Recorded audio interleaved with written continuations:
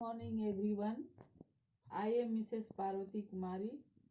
Today is 29th day of online class for IA second year students.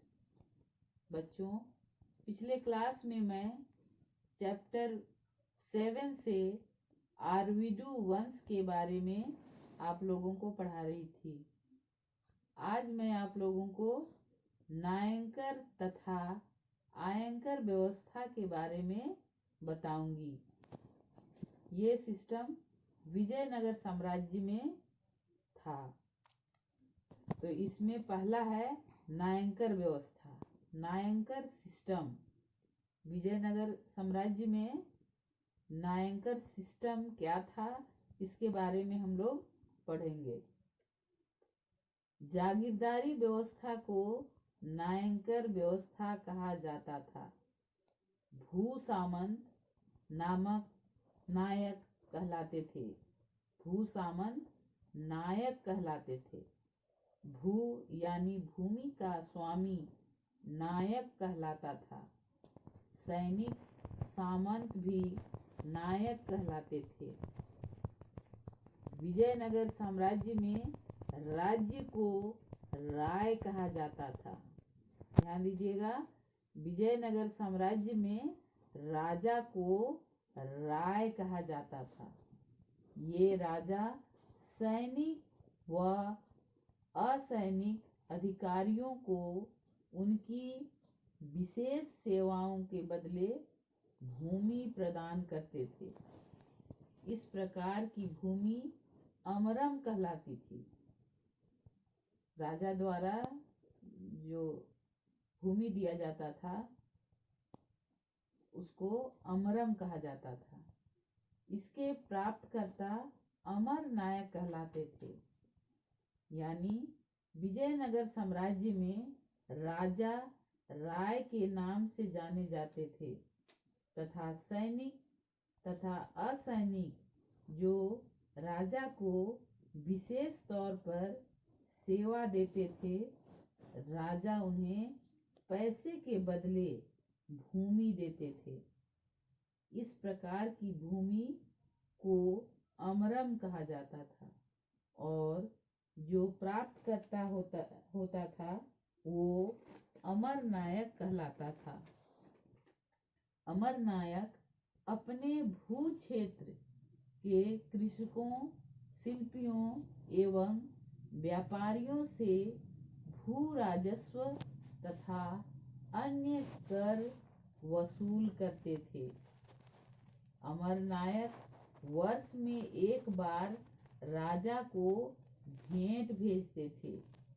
अपनी स्वामी भक्ति प्रकट करने हेतु राज दरबार में उपहारों के साथ स्वयं भी उपस्थित होते थे। ध्यान दीजिएगा, अमर नायक वर्ष में एक बार राजा को भेंट देते थे। अपनी स्वामी भक्ति प्रकट करने हेतु राज दरबार में उपहारों के साथ स्वयं भी उपस्थित होते थे।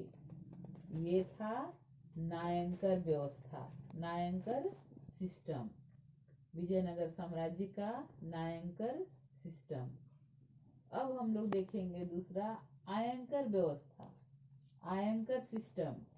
विजयनगर साम्राज्य में आयंकर व्यवस्था क्या था, इसके बारे में हम लोग जानेंगे।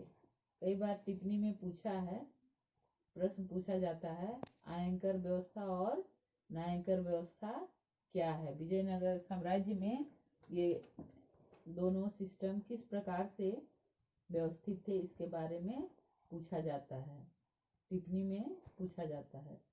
समस्त राज्य प्रांतों में विभक्त था। समस्त राज्य प्रांतों में विभक्त था। प्रांत मंडल में विभाजित था। प्रांत मंडल में विभाजित था। मंडल जिले में तथा वलनाडु नाडु में विभक्त था। नाडु गांव की बड़ी राजनीतिक इकाई थी। नाडु गांव की बड़ी राजनीतिक इकाई थी। नाडु गांव की बड़ी राजनीतिक इकाई थी। इसमें आयकर व्यवस्था के अनुसार प्रत्येक ग्राम को एक स्वतंत्र इकाई के रूप में संगठित किया जाता था। इस प्रकार 12 व्यक्ति मिलकर शासन करते थे।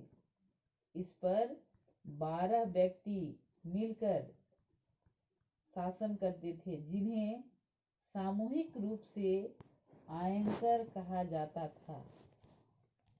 इसके पद आनुवंशिक होते थे, यानी इसका जो पद होता था वो वंशानुगत चलता था। पिता के बाद उसका बेटा, उसके बाद उसका बेटा, इस तरह से वंशानुगत चलता था।